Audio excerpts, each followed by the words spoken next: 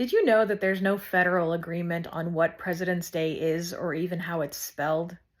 My name is Meg Elison. I'm the author of Foundling Fathers, and I did a lot of research for this forthcoming novella from Tachyon Publications about these presidents. I included Adams, Washington, and Jefferson in my book, as well as Franklin, who was never president. 19th and early 20th century Americans wanted to celebrate the life of Revolutionary General and later First President George Washington. But there kept being more presidents who they thought they should commemorate too. This was especially true after the assassination of Abraham Lincoln and the subsequent reordering of the country into one country instead of two.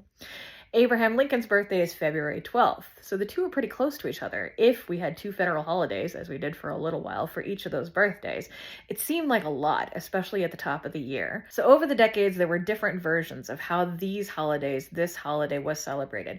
President's Day, as we now know it, wasn't federally established until the 80s. What we're left with is a holiday that's not about any one, let's face it, man. It's more about the office of the presidency, or the honor due to those who have served as president, or I guess if you like him, the idea of the person who's serving as president now. When I was writing Foundling Fathers, I was most struck by the power of that idea.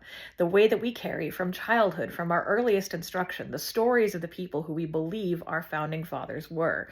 We believe in George Washington's cherry tree. We believe in Thomas Jefferson, the genius. But each person is a product of their time, how they were raised, what they were taught to believe. And so I created a set of clones who were and were not these men, who were told they were destined for greatness, who were told they were better than everyone, who were told it was their job to make America great again. I grafted onto them these stories, these myths, and tried to see if they could escape them, like a rat climbing out of the maze. This President's Day weekend, I hope you'll celebrate America in the way that she deserves, by buying a blistering satire where I make fun of the myths that she pretends are her real history.